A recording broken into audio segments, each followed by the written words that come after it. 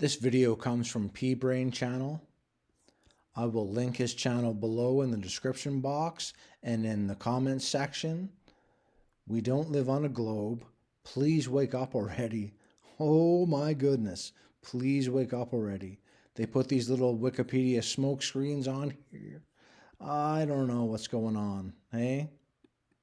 Earth, throughout its life, even when it formed, it was spinning, and it got a little wider at the equator than it does at the poles. So it's not actually a sphere, it's oblate, and officially it's an oblate spheroid. That's what we call it. But not only that. Okay, now pay attention, because here's where he debunks the ball, and he makes allowances, and he acknowledges the farther distances that we have on our flat Earth map, our flat Earth model, our flat Earth reality. And the only reason he would admit to this is because the distances are verifiably bigger. Okay, pay attention, here he goes. It's slightly wider below the equator than above the equator. Slightly wider. Okay, saying slightly wider, the word slightly is his fudge word. Okay, same as when Will Duffy said, people travel to the South Pole from 3 different continents, all at a very similar amount of time, They get there in a similar amount of time. That's also a fudge word. Just keep that in mind. Slightly wider. Meaning that to circumnavigate around the Earth, following a latitude circle, that the circles are bigger south of the equator. The longitude lines, therefore, are spread out just like we see on our flat Earth, on the flat Earth map right here. This is the reality that he is admitting to, because the only reason he would admit to this is because the distances are verifiably bigger south of the equator and continue to get bigger. But in order to fit his ball, the ball Earth, into that, he just warped it and called it pear-shaped. Well, no, there's no reason a spinning ball would warp or verifiably. The North Pole is at the center of Earth. Compasses point north.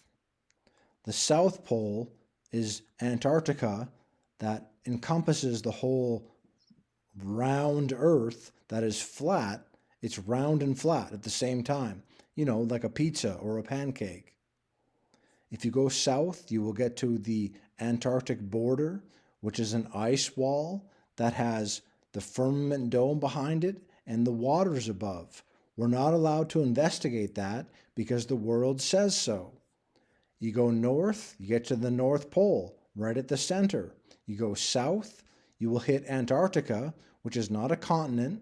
It is an ice wall that surrounds the Earth. Bigger south of the equator and continue to get bigger. But in order to fit his ball, the ball Earth, into that, he just warped it and called it pear-shaped. Well, no, there's no reason a spinning ball would warp and get fatter on the bottom. All spinning balls get wider at their equator. That's all. Not below the equator. That's not how it works on a spinning ball. When you go south of the equator on a ball, everything pinches in, converge into the South Pole. He's admitting the flat Earth map, which continues to spread out. That's why he's saying the Earth is pear-shaped, because we know the distances south of the equator are bigger than they are north of the equator, and they continue to get bigger. Because we know the distances south of the equator are bigger than they are north of the equator, and they continue to get bigger.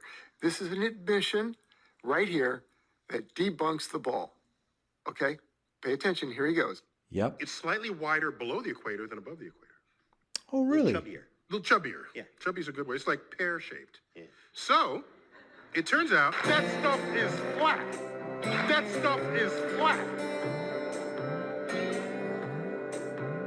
He says that the longitude lines actually spread out. They keep spreading out.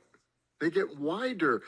Remember, the Earth is pear-shaped. It's heavier, wider on the bottom. That means south of the equator, they're still spreading out. That's the flat Earth map that he's making an allowance for. He's allowing for the flat Earth map. The distances are greater once you get south of the equator. They don't start to pinch back in and converge down to the South Pole as they would on a ball, they keep spreading out as they do in our flat Earth reality. And that would mean that the globe is incorrect south of the equator, because the globe longitude lines start to converge toward the South Pole on a globe. But he's saying that it's bigger south of the equator, more like the flat Earth, where the longitude lines keep spreading out. So that would mean that the globes are inaccurate as far as navigating in the southern hemisphere, because everything is bigger and wider apart than they say, than the globe shows. And going back to the Will Duffy and his final experiment saying that all people on these three continents, Australia, South America, and Africa, could all head down to the South Pole and get there at the same time. No, they can't. There is no South Pole, first of all. Go back and see this video, Will Duffy trying to gotcha. Okay, Yep. so that's probably it for my little mini series here on Neil deGrasse Tyson. Apparently he's a flat earther, right? Let's recap. We had him saying you can't see curvature even at 63 miles up. Oh, by the way, you didn't ask, but I'm going to tell you. Do you know how high up above the Earth he was? No, So if you take a 63 globe- miles. Well, yeah, say right. So take a schoolroom globe, and that's how high above it is he? So he's about 2 millimeters above the surface of a schoolroom globe. That is, So nobody has seen the curvature of the Earth from that height. I just want to make that clear. Nobody has seen the curvature of the Earth from that height. Do you know how many people have said, I've been in an airplane, I see the curvature of Earth? Their hero, Neil Snake in the Grass Tyson, says you can't see the Earth from any kind of like height you are. It's way above that you can start to see the curvature, which isn't true either. But he says that people in a plane, people that are so high up, that guy, the Red Bull guy that jumped from his, little spaceship out in outer space and that saw the curvature of the Earth with a fisheye lens. No, even Neil deGrasse Tyson is debunking that.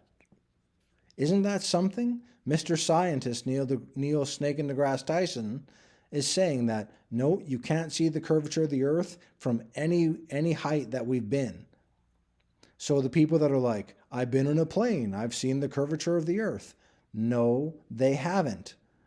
Google will tell you that. Neil Snake in the Grass Tyson will tell you that. And flat earthers like me will tell you that as well. I just want to make that clear. A baller said to me in the comments, oh, so you believe everything Neil deGrasse Tyson says? So you must be a ball earth believer. Welcome to our spherical earth or whatever. And I said, no, I just catch him when he tells the truth. And I point that out. See, all of this is damage control.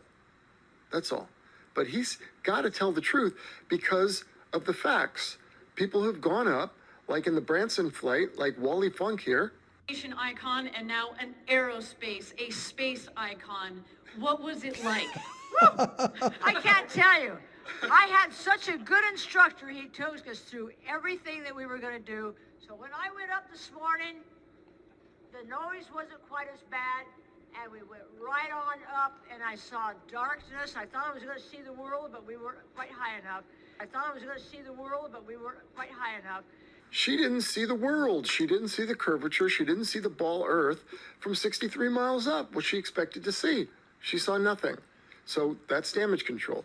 And then all the other high altitude footage we've shown. It's flat. Like, okay, I will link this video in the description box and in the comment section for P-Brain Flat Earth. I like his channel. I like what he says because he's telling the truth. Look, here's the horizon. It's flat. Why? Why is it flat? Because there's no outer space. The Earth is flat, motionless, and domed, according to God's Word, the Bible, and according to our God-given senses. If you deny this, you're in denial, and you're a very sad person. You think you live somewhere that you don't. You're not understanding reality. You're going to be in for some hurt. Many thousands and thousands of Christians understand this. If you don't understand this, well, that's on you. That's on you and your poor research skills, okay?